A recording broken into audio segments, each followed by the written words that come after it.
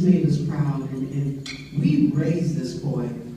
You know, he didn't just come out like this. And Sherry didn't do it like this stuff. You know. This community, his aunts, his uncles, where's Uncle Martin? Is he still here? Uncle Martin? Wake up!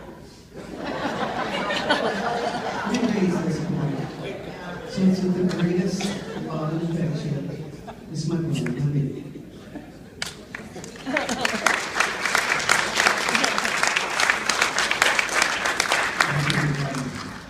You know, I purposely didn't write a speech, so I hopefully it won't be long. But I think that for us, you know, we just wanted to do what was right. But for me, all I wanted to do was play basketball.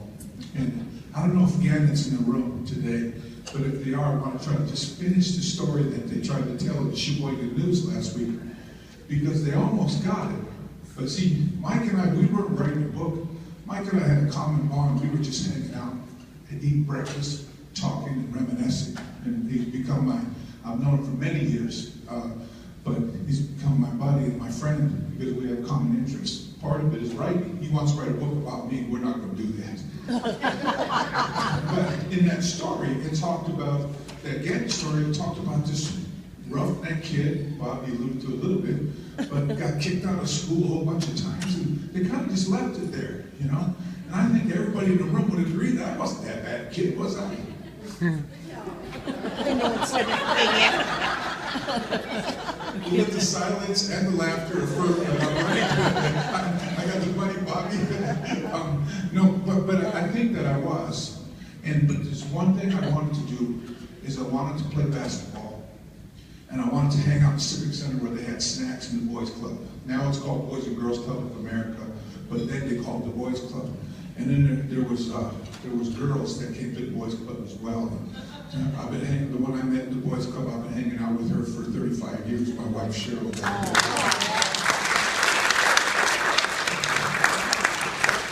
We're Civic Center kids.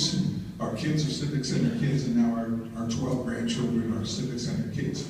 But the real message, that we can talk about it forever, we're not going to do that tonight, but the real message for me is that Sandy would keep me in line.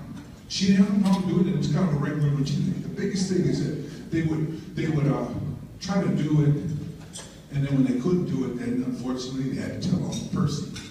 And my father worked in Washington, D.C., and Uncle Percy's my mom's brother, so Uncle Percy kind of had to be the father.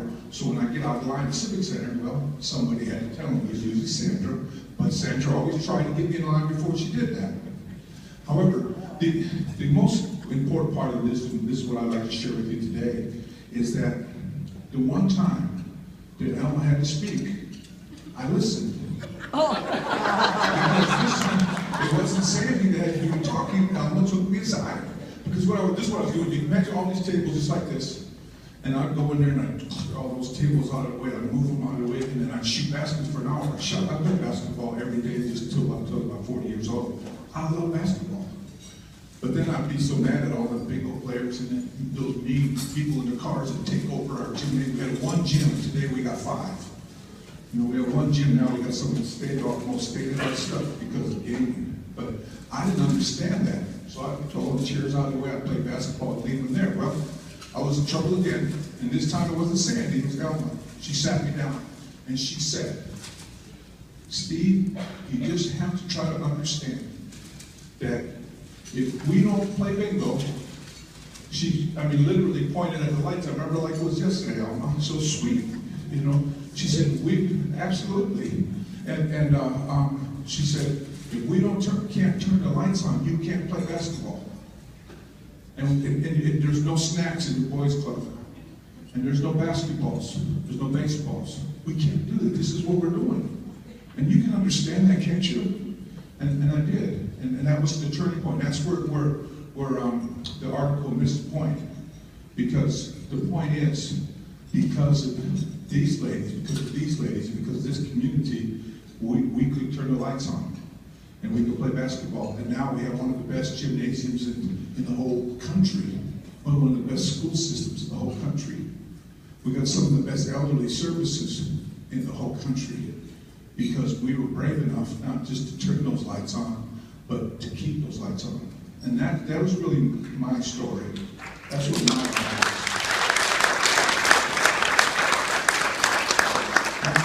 Now, I went on to get elected to the tribal council at the same time as Sandy. And I sat by Sandy for 6 years. And I talked back one time, in 6 years. I cried on her shoulder once as well, literally. But we built a school, we built this, our names are all on the wall out there, you know? And this is the little rebel-rouser kid. And the real important part to understand that this is where it all started, right? And there's a couple places that rival us, maybe Seminole, you know, maybe Cabazon, Morongo.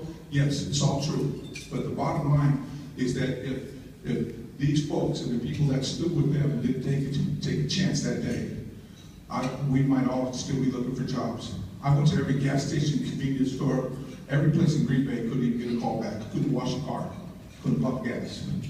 And now it's different. And I think that the most important thing is that what was started here is what is now a $27 billion industry nationwide, is what employs 600,000 people nationwide. This is what started here. And America's a better place because of people like Elma and Sandy and all these people here. That's why it changed my life.